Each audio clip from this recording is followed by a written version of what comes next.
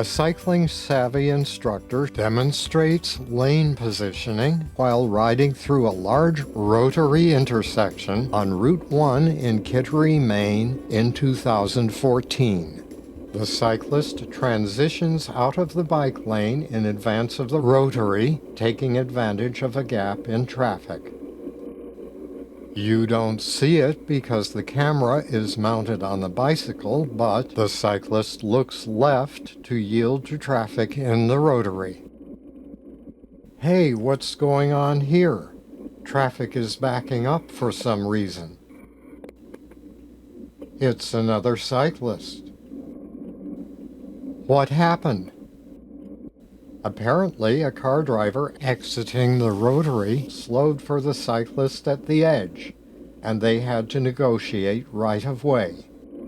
To the right in the image, the driver of a white van entering the rotary yields right of way to the cyclist riding in the lane.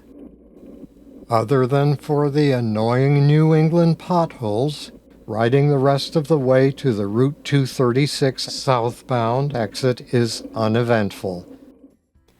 In case you didn't notice, this dairy bar appeared twice in the video.